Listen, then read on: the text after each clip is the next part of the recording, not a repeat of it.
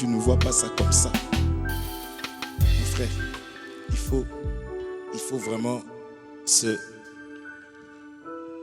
donner des rescapés. D'accord? Si on peut baisser juste un peu les enceintes. Lisons, nous parlons toujours du service. J'espère que j'ose croire qu'aujourd'hui on va mettre fin à ça. Vous pouvez brancher ces lumières là, mon frère. Parce que j'avais eu des soucis la fois dernière. Merci beaucoup. Nous sommes toujours en train de parler du service et j'espère que par la grâce de Dieu qu'on va en finir même aujourd'hui pour passer à autre chose. À autre chose. Ce sera toujours la même chose. Mais vous comprenez néanmoins le langage. Deutéronome chapitre 32 verset 1er. Et nous allons revenir sur notre Exode. Deutéronome chapitre 32 verset 1er.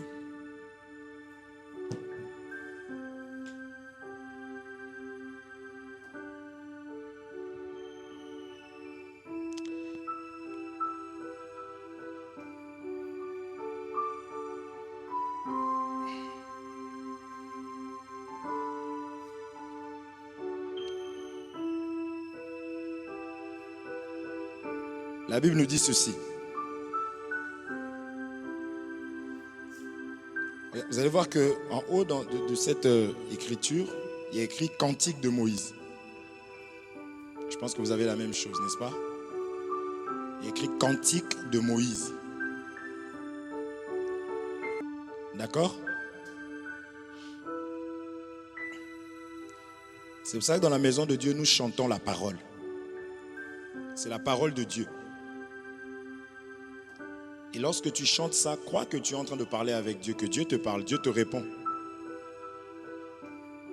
Ici, on nous dit Cantique de Moïse, mon frère. On dit cieux, prêtez l'oreille et je parlerai. Terre, écoute les paroles de ma bouche. Amen. C'est Moïse qui est en train de parler. Pourquoi Moïse est en train de parler? Moïse parle parce que c'est lui que Dieu avait mandaté pour délivrer le peuple. Amen. Et lorsqu'on avait déjà parlé que lorsque nous péchons, pécher, c'est l'image de devenir poussière. Donc on te retire de l'eau. Tous en péché sont privés de la gloire de Dieu. Or l'eau symbolise aussi la parole, symbolise Dieu lui-même. Amen. Et lorsque tu pêches, donc privé de la gloire de Dieu, c'est comme si on te presse, on te retire de l'eau. C'est pour cela que Jésus à la croix, il était devenu péché. On l'a pressé. Et c'est là qu'il va dire, Père, Père, pourquoi m'as-tu abandonné? Vous comprenez? C'est ça que nous chantons, attaché à la croix pour moi. Jésus est la solution à notre liberté. Il a porté des épines à la croix. Pourquoi il avait ces épines-là? Parce que la terre, elle était maudite.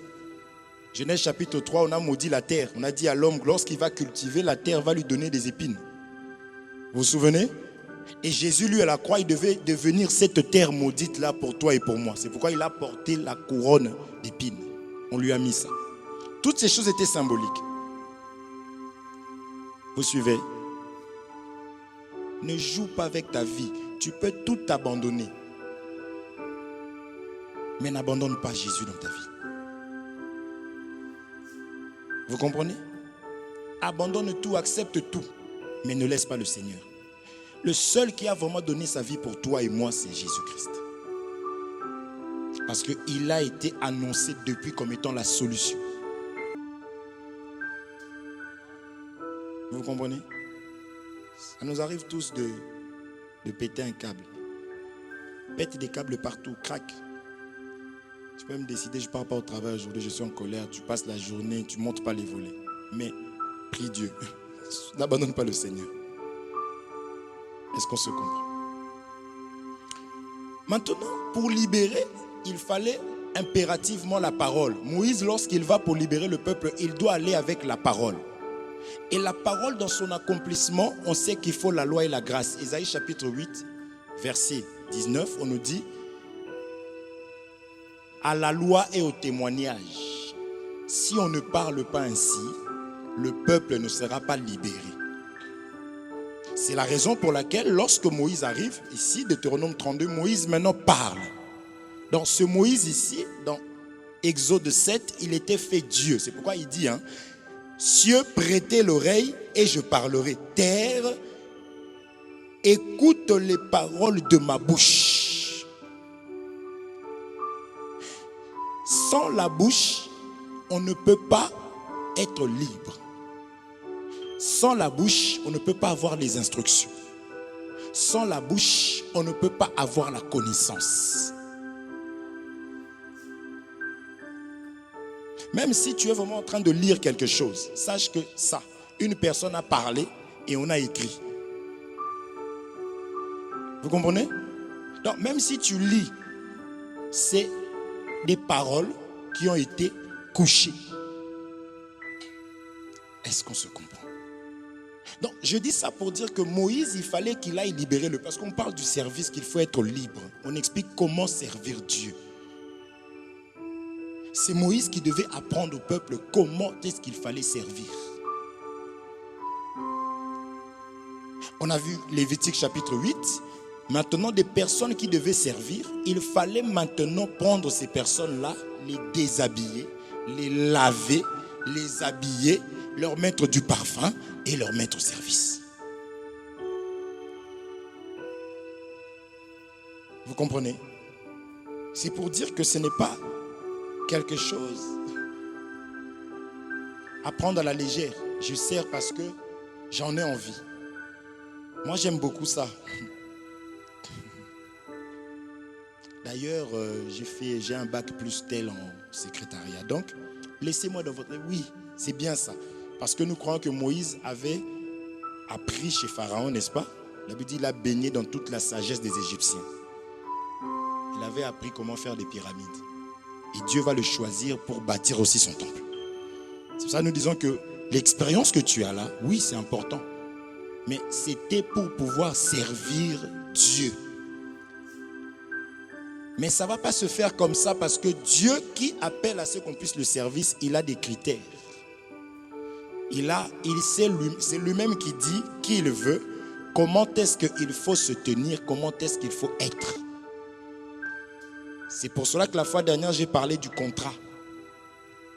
Il y a des choses, tu peux refuser la parole de Dieu, mais ce que tu fais tous les jours va te condamner. Parce que quand tu vas travailler, même toi, si on ne te donne pas un contrat, tu réclames. Tu dis, ça fait X temps que je travaille, mais je n'ai pas de contrat. Pourquoi? Parce que tu sais qu'il faut des clauses.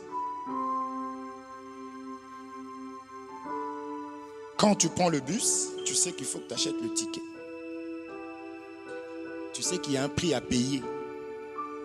Quand tu prends le métro, tu sais qu'il faut que je paye quelque chose.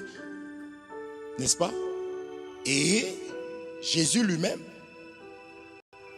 avant de rentrer au service, Dieu lui-même venant dans ce monde, la Bible dit qu'il n'a pas regardé qu'il était égal à Dieu, mais il a pris une forme. Il s'est humilié avant de rentrer dans le service. N'est-ce pas? Vous croyez que lorsque le ciel s'était ouvert et que le Saint-Esprit est descendu, c'est ça les vêtements qu'il fallait pour qu'il aille servir. C'est pour cela qu'il pouvait être tenté après ça. Il n'avait pas cédé. Et quand il arrive dans le temple, là maintenant on lui donne le rouleau parce qu'il était propre au service. Vous comprenez? Donc, c'est ça que nous sommes en train d'expliquer. Nous en parlons de plusieurs manières. Donc, c'est la parole de Dieu qui prépare une personne à servir Dieu. C'est la parole de Dieu qui te prépare à aller au ciel. De la même manière qu'il a dit, je m'en vais vous préparer une place, qu'il a aussi envoyé tout simplement des invitations. Ces invitations-là, c'est l'enseignement. C'est pourquoi vous voyez la parabole de cette personne qui avait organisé une fête. Cette personne a appelé les gens gratuitement. Mais il fallait se vêtir de la manière dont la personne voulait. Et il y a des gens qui vont venir, mais il y avait une personne qui était là qui n'était pas habillée correctement. Ces choses-là parlent de toi et de moi. Amen. Il y a le soleil qui embête Bondi. Fermez-moi ces volets, ces fenêtres-là. Dieu merci. S'il te plaît. Le soleil, il est méchant avec toi comme ça, mon frère.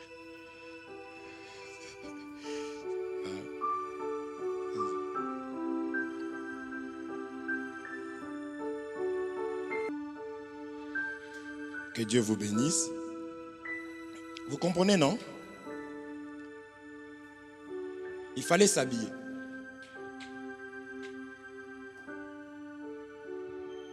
Salomon va dire, Samson va dire ceci. Il dit, je vous donne. Il va donner des énigmes. Il va dire, si vous arrivez à résoudre ça, je vous donnerai des vêtements. Oh, ces gens-là n'avaient pas de vêtements. C'est ce que vous regardez sur Superbook. Vous vous êtes jamais posé la question. Hein? Samson va dire, je vous donne des énigmes. Si vous arrivez à résoudre ça, je vous donnerai des vêtements.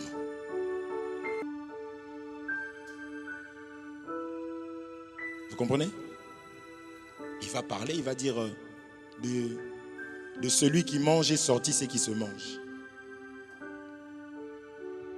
D'accord? Et on va labourer avec la génisse. On va lui donner la réponse. Voyez? Et on va expliquer que du fort est sorti le faible. Le lion qui mangeait, n'est-ce pas? Il a été tué pour pouvoir donner quelque chose qui se mange. Ces choses-là parlaient de la loi. C'est de la loi que le miel est doux est sorti Jésus-Christ. Amen. Parce que le lion, on ne pouvait pas le manger. Il mangeait tout le monde. C'est pour cela que dans Genèse chapitre 49, je pars vite parce que le temps là... Dans Genèse chapitre 49, lisons rapidement. Genèse chapitre 49. J'ose même pas rentrer dans mon message parce qu'il nous reste à peine 35 minutes. Genèse chapitre 49. Au 9e verset, la Bible dit ceci. Parce que nous parlions du lion. Je veux juste que vous puissiez vraiment comprendre combien c'est important de comprendre la parole de Dieu. C'est ça les vêtements qu'on a besoin de porter pour pouvoir rentrer au ciel. Genèse chapitre 49, verset 9. La Bible dit ceci sur Judas. Judas est un jeune lion. Tu reviens du carnage, mon fils. Il ploie les genoux, il se couche comme un lion, comme une lionne. Qui le fera lever? Ah, ici, c'est quand même compliqué la parole de Dieu. Judas revient, hein ma soeur? Il est comme un jeune lion. Il se couche comme un lion. Pardon, Judas est un jeune lion. Tu reviens du carnage, mon fils. Donc Judas, déjà là, il devient un fils. On dit c'est un jeune lion, mais il devient un fils. Il ploie les genoux, il se couche comme un lion, virgule, comme une lionne. La Bible se contredit vraiment. La parole de Dieu, c'est pas possible quand même, Dalia.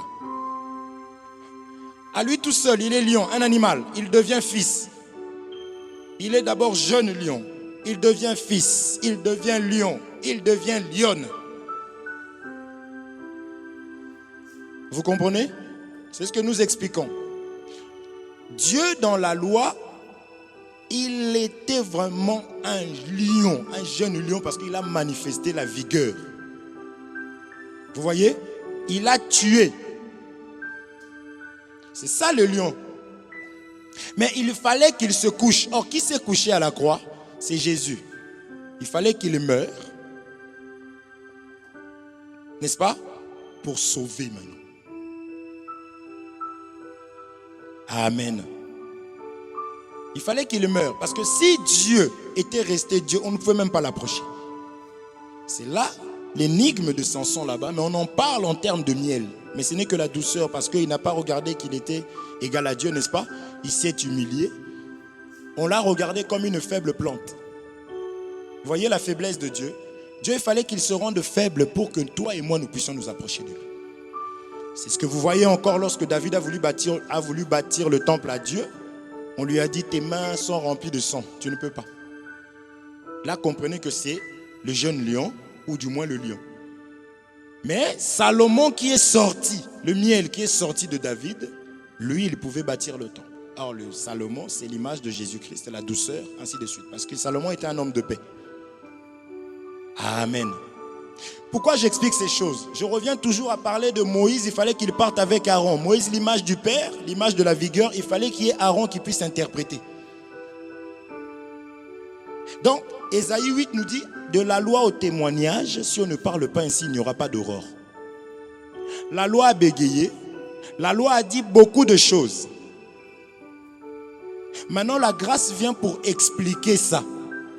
Et après avoir reçu l'explication, Samson va dire que non, c'est après cela que je vais vous donner des vêtements. Amen. C'est comme cela qu'il va donner des vêtements. Or, pour avoir ces vêtements, il fallait qu'il puisse tuer un peuple. Si vous allez lire le livre de Juges, vous allez voir tout ça. Il fallait qu'il tue un peuple. Or, ce peuple qui est en train de mourir là, c'est Israël, qui avait la parole, qui avait des vêtements, mais qui a rejeté. Amen. Ici, la nourriture là que la femme parlait cananéenne devient des vêtements. Et c'est ça les vêtements que nous devons porter parce que la Bible dit revêtez-vous de Christ. Si je n'ai pas Christ en moi, il est hors de question que je puisse sortir de l'esclavagisme. Je n'arriverai pas. Celui qui est en vous est plus fort que celui qui est dans ce monde. Si je ne comprends pas la parole de Dieu, si je ne m'intéresse pas à la parole de Dieu, il est impossible que mes problèmes s'arrêtent. Je n'aurai même pas la capacité. C'est-à-dire que je vais voir les autres faire des choses, je vais dire, mais waouh, je voudrais moi aussi. C'est comme des gens qui sortent d'un fast-food. Ils étaient rentrés comme ça. Vous savez, le 3 jours de jeûne. Là, on va commencer 21 jours. Et puis à la fin, on va faire 3 jours à sec. Vous allez voir les gens. Les gens peuvent rentrer comme ça dans un fast-food. Mais quand ils sortent, si tu ne manges pas la parole de Dieu, tu seras toujours... Ça ne se verra pas comme ça physiquement, c'est spirituel. Un petit problème de rien où tu peux manifester la sagesse et dire, ah là là, comment je l'ai eu. Toi, tu vas t'énerver doublement. Parce que la parole de Dieu, l'amour du Seigneur n'est pas en toi. La patience n'est pas en toi. Tu n'as pas de maîtrise. Dieu a tant aimé le monde qu'il a donné son fils unique. Voici mon fils bien-aimé en qui j'ai mis toute mon affection. Si tu manques l'amour, donc l'amour englobe la patience. C'est parce que la parole de Dieu, tu n'en as rien à faire. C'est-à-dire la nourriture qu'on te donne, tu n'en veux pas. Est-ce que vous comprenez? Mais il faut que la parole puisse s'accomplir. On dit qu'il est le chemin, la vie, la vérité. Maintenant, il a dit, sans moi, vous ne pouvez rien. Mais toi, tu veux pouvoir sans Dieu. Nous, on va te regarder comme ça. Je vais y aller sans Dieu. Que Dieu te bénisse, bien-aimé. Et après, oui, il s'est cogné. Ah, gloire à Dieu. Est-ce qu'on se comprend? Mais il faut que la parole de Dieu soit... Mais frère, mais essaye de ne pas manger pendant une semaine. Tu ne manges pas, lève-toi, va faire ta vie. Tu vas faire ça. Maintenant, on dit la parole de Dieu nourrit maintenant l'âme. Ton âme a besoin d'être nourrie parce que quand on va t'insulter, il faut que tu arrives à dire gloire au Seigneur. Mais toi, si on commence seulement par te dire avec ta tête, tu laves la personne, tu descends jusqu'à son oncle qui est décédé. Et tu sors de là, tu dis je suis chrétien. Tu insultes Dieu et tu auras affaire à Dieu. Frère, Paul est en train de parler des faux serviteurs. Paul est en train de parler des personnes qui se disent être frères. Frère, vaut mieux se taire que de dire que tu es enfant de Dieu et que ton comportement soit vraiment pire que celui qui n'a pas connu le Seigneur. La Bible dit, ceux de Sodome et Gomorrhe seront traités moins rigoureusement que vous, parce qu'ils n'ont pas entendu ce que vous entendez. Est-ce qu'on se comprend? Vaut mieux se taire. Dis pas que tu es chrétien. Tais-toi. Parce que être chrétien égale mort en Christ, n'est-ce pas? Maintenant, toi, tu es mort, là, les gens pleurent, on vient, on te pique comme ça, tu fais « Aïe, qui m'a piqué? Qui m'a piqué ?» Les gens vont crier. Hein. Même ton propre enfant. Moi, j'ai vu une personne qui priait pour je crois, c'était un proche qui était décédé. Et les gens pleuraient. La personne s'est réveillée. La dame qui pleurait là. Poudre d'escampette. Parce que quand une personne décède, ce n'est plus possible que cette personne-là puisse bouger. Maintenant, toi, tu es mort en Christ spirituellement, mais tu es vivant. Ma soeur, je peux aimer mon enfant comme je veux. Je l'aime. La personne pleure. Le jour où la personne vient, pourtant je l'aimais, au lieu de l'embrasser. Parce que Dieu a fait que les morts et les vivants ne puissent pas avoir de rapport. Vous comprenez? Donc ce peuple-là en esclavagisme était mort. Maintenant, pour aller marcher avec Dieu, pour aller vers Dieu, parce que nous savons que, toi et moi, j'ose croire que tu sais que l'enfer existe et que le paradis existe. Je crois que tu le sais. Si tu veux aller au ciel, il faut se conformer à celui qui a préparé le ciel pour toi. Si tu ne veux pas, prépare-toi aussi à celui qui a préparé l'enfer pour ceux qui vont refuser le ciel. Tu ne peux pas être au chômage et vouloir vivre à l'aisement. C'est soit tu travailles, tu souffres et tu manges, soit tu restes au chômage et à un moment donné, tu vois, ça va baisser. Tu vas passer de tel à 200 pour te pousser à aller travailler. Maintenant, toi, tu restes à la maison, mais tu te plains aussi. Parce qu'il n'y a pas la nourriture au frigo.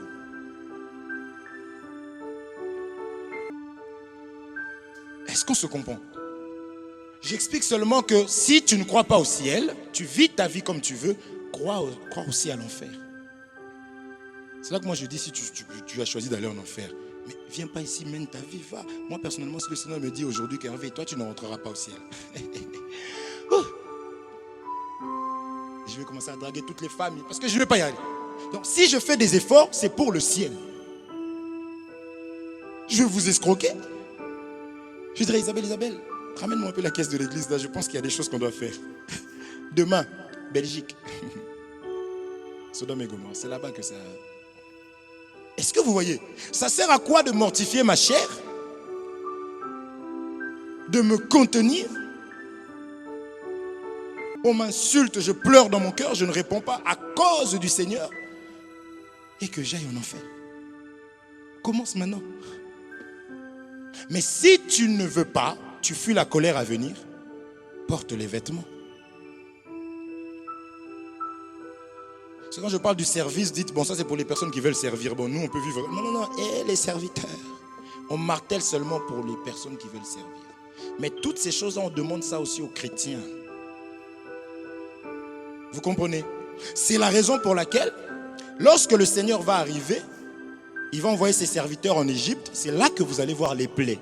Et nous allons par la grâce de Dieu voir tout simplement que les plaies, ce n'était qu'une façon de dépouiller. Parce que lorsqu'on arrive dans le Seigneur doit nous dépouiller.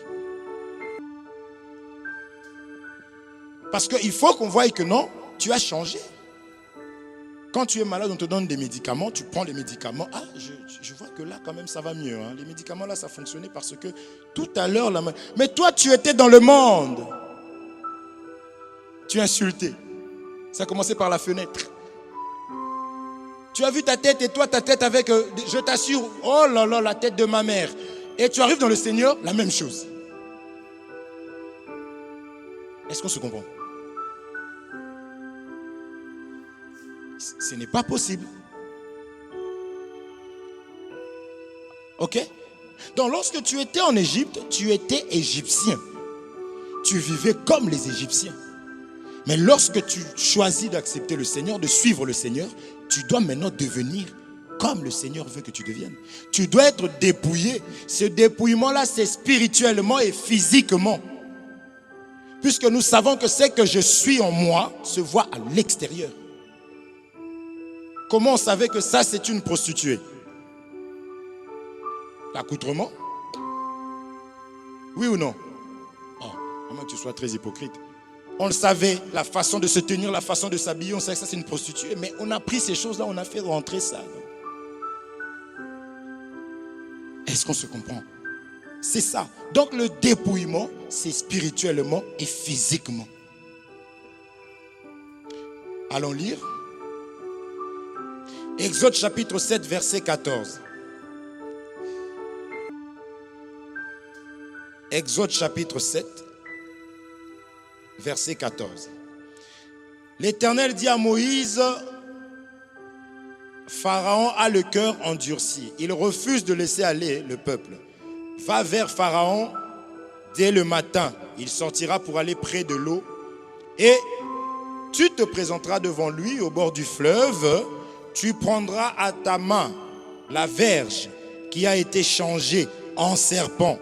Et tu diras à Pharaon, l'Éternel, le Dieu des Hébreux, m'a envoyé auprès de toi pour te dire, laisse aller mon peuple afin qu'il me serve dans le désert. Et voici jusqu'à présent, tu n'as pas écouté. Ainsi parle l'Éternel à ceci, tu connaîtras que je suis l'Éternel. Je vais frapper les eaux. Ok, je vais m'arrêter à là pour l'instant. Vous savez que Moïse avait une verge. Moïse avait une verge et l'Éternel va changer cette verge-là en serpent. Amen. Ce bâton-là, la verge-là, et le serpent, une fois le serpent changé, le bâton changé en serpent, le serpent devait avaler les serpents de Pharaon, des magiciens de Pharaon, n'est-ce pas? Alors ici, nous avons des ministres de Dieu, Moïse et Aaron, et nous avons aussi les ministres de l'ennemi. On s'assera peut-être dimanche, jeudi, si le Seigneur nous permet, si vous voulez. Il faut savoir, dès lors où le Seigneur va prendre des ministres pour lui, l'ennemi aussi va choisir des ministres pour lui. Maintenant, il va dire à Moïse, prends la verge, avec la verge là, la même verge, va se transformer en serpent. La verge là représentait Moïse et le serpent représentait Aaron. Encore une fois de plus, c'est pourquoi il lui dit, va avec ça. La verge, on avait parlé, n'a ni commencement ni fin. Et vous allez remarquer que c'est la même chose qu'il y avait dans le jardin pour que l'homme chute. Pour que l'homme tombe, il fallait l'arbre et le serpent. C'est le serpent qui parle. Amen. On sait que c'est le dragon, on sait que c'est l'ennemi. Mais vous êtes d'accord avec moi, non? Ma soeur, c'est pas ça. C'est ça, non? Quand vous me regardez comme ça, j'ai peur, j'ai l'impression que vous allez dire il ment. Dites-le moi là directement comme ça, je regarde moi aussi, si je mange, je me répands ici, sinon on essaie de prendre d'autres témoins. Moi j'ai peur de vous grave. On n'est pas ce genre de servite, nous on a peur. On est là parce que vous êtes là. Vous comprenez? Le serpent avait utilisé l'arbre et il a parlé, c'est comme ça que l'homme avait péché. Or Dieu, pour relever aussi l'homme, il faut qu'il prenne aussi l'arbre, le bâton, la verge, avec le serpent.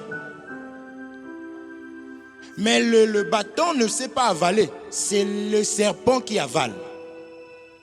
Moïse dit, j'ai la langue embarrassée. Si je vais, il n'y aura pas la vie. On lui dit, voici Aaron. Parce que Aaron avait maintenant la capacité de parler. Parce que ce n'est pas Moïse qui parlait au peuple. C'est Aaron qui venait parler. Aaron écoutait Moïse et Aaron venait parler au peuple. Parce que depuis longtemps, Dieu a voulu parler au peuple. Le peuple mourait. C'est ce qu'on a vu, David ne pouvait pas bâtir parce que ses mains étaient remplies de sang. Dieu était très colérique. C'est pourquoi la colère laisse ça à Dieu, frère. Tu peux avoir des problèmes avec Dieu parce que tu veux lui ressembler ou prendre ce qu'il est. Aujourd'hui, la colère est à lui. Il dit à moi la vengeance, la rétribution. Vous pardonnez ceux qui vous aimez vos ennemis. Vous comprenez? Dans chaque fois que tu te mets en colère, veille que ça n'ouvre pas la porte. Mais dis-toi déjà que là, Dieu va même chicoter lui-même. Parce que se mettre en colère, c'est dire, je vais faire ma propre vengeance. Si je laisse comme ça, il va trop croire que, elle va penser que, je pense qu'aujourd'hui, je vais lui prouver. Dieu, il va dire, ah bon? Oh? Un pharaon qui se lève à nouveau, je vais le chicoter. Est-ce qu'on se comprend? Dieu dit, va vers Pharaon, mais surtout, n'oublie pas la verge. Je peux prendre la verge aujourd'hui comme étant tout simplement l'écriture. Le serpent comme étant le ministre qui explique ce qui est écrit. Et ça vient avaler les serpents de Pharaon. Ça veut dire que ça, des magiciens de Pharaon, ça vient avaler les faux enseignements que tu as reçus. Parce que Moïse explique tout simplement que ma bouche, il dit cieux, écoute, terre. Écoute. Mon frère, la terre là ne pense pas que c'est la terre comme ça. Vous avez compris déjà comment la parole de Dieu fonctionne, non? La terre, elle a des oreilles. Hein? Ça, tu verras quelqu'un chanter, frère. Il va au studio, il enregistre aussi. Les oiseaux t'élèvent. S'il n'a pas l'explication, il pense que les oiseaux la chantent pour Dieu, il s'est trompé. Même quand on dit que tout celui qui respire loue l'Éternel, la respiration dont il s'agit, c'est le Saint-Esprit en toi. C'est ça la respiration. Un homme, son père est décédé, il dit, Seigneur, je vais enterrer mon père. Jésus lui dit, laisse les morts enterrer leurs morts. Amen. Être vivant, c'est avoir l'Esprit de Dieu. Dieu en toi, là tu vis. C'est pourquoi on ne joue pas avec le baptême. Est-ce que vous comprenez? Moïse devait prendre la verge. Donc là, j'explique rapidement que la verge là, ça représentait Moïse lui-même et Aaron. Ça représente le Père et le Fils. Pourquoi? La verge n'a pas d'extrémité. C'est un bâton comme ça. Est-ce qu'on se comprend? Et je vous informe que c'est un bâton qui est sec. C'est ça, l'esprit n'a ni eau, n'est-ce pas? L'esprit n'a... Dieu est esprit. Mais il fallait le serpent. Le serpent, c'est Jésus qui a une tête et une queue. C'est vrai que quand le peuple avait été mordu, il fallait qu'on élève aussi le serpent. C'est Jésus qui a été élevé à la croix. La Bible le dit de la même manière que Moïse éleva le serpent, il faut aussi élever le Fils de l'homme, Jésus-Christ. Amen. Maintenant, c'est Jésus qui avale tout ce qu'on avait reçu. C'est pour cela qu'il fallait le bâton qui se transforme en serpent. Et ce bâton, on avait vu que ça s'est transformé en serpent quand Moïse l'a jeté. C'est quand le bâton touche la terre. C'est quand Jésus est venu dans le monde. C'est ça l'image de la terre. Quand il va dans le ventre de Marie et qu'il sort. C'est ça le véritable Dieu, mais qui est devenu fils pour sauver. Parce que le Père ne sauve pas. Le temps de la loi, le Père était Père, il n'a pas sauvé. On a lu aussi Genèse 49, nous on a vu Judas, jeune lion. Mais quand il revient du carnage, il vient de tuer parce que le Père ne joue pas. C'est comme nous à la maison, on n'a pas le temps. C'est qui? Ah, mais non, tape pas. La mère nous calme. Nous, on n'a pas le temps. Hein? Quand j'arrive là, j'ai pas le temps. Mais pourquoi tu tapes comme ça? Pourquoi tu m'as appelé toi aussi? Dalias dit, mais il est méchant, je ne vais pas aller chez lui. Je fais ça qu'avec mes enfants. Vous voyez? Vous comprenez? Ça va? C'est dur, hein? Je suis Rachel. Hein? Rachel. Elle me dit jamais oui, Rachel. Elle dit toujours non. Vous comprenez? C'est la raison pour laquelle il fallait aller avec le bâton, la verge. C'est cette verge-là qui va servir à faire beaucoup de choses. Non, ne te dis pas, ah oui, si je pouvais avoir la verge de Moïse.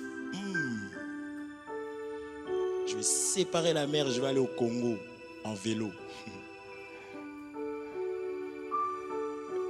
Aujourd'hui, la verge là, c'est l'enseignement. La loi et la grâce, c'est ça qui est la solution.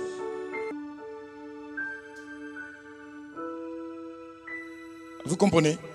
Ne joue pas avec l'enseignement. Donc quand il devait aller devant Pharaon, il fallait qu'il parte avec la verge.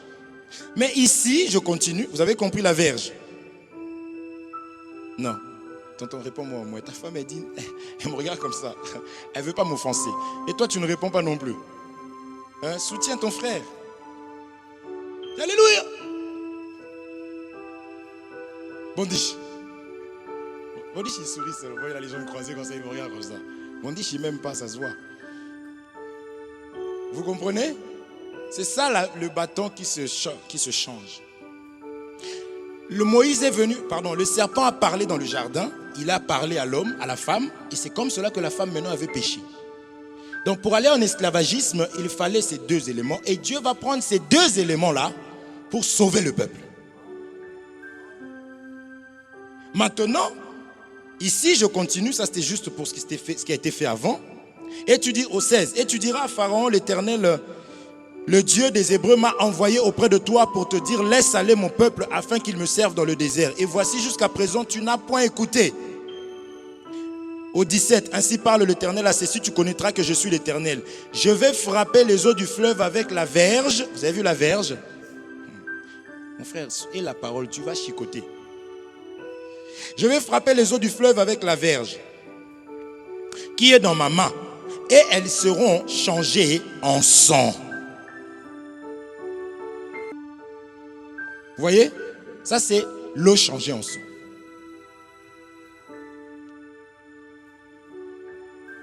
Comprends que toutes ces choses ici parlent tout simplement, parce qu'il faut qu'on ramène ça à l'homme, que tu comprennes, parce que là je parle comme ça, tu dis bon c'est bien pour eux, mais qu'est-ce que cela me sert? Vous voyez?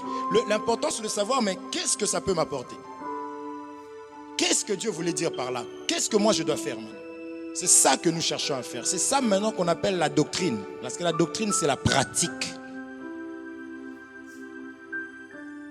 Vous comprenez? Donc vous allez voir qu'on va frapper les eaux du fleuve. Donc ce n'est pas en vain que Dieu dit frapper. Hein? Dieu dit frappe, il faut frapper les eaux du fleuve. Et c'est comme cela que l'eau va être changée en sang. Donc si on a frappé, c'est qu'il y a eu aussi une blessure. Et c'est la blessure de cette personne-là qui a fait que l'eau était changée en sang. Amen.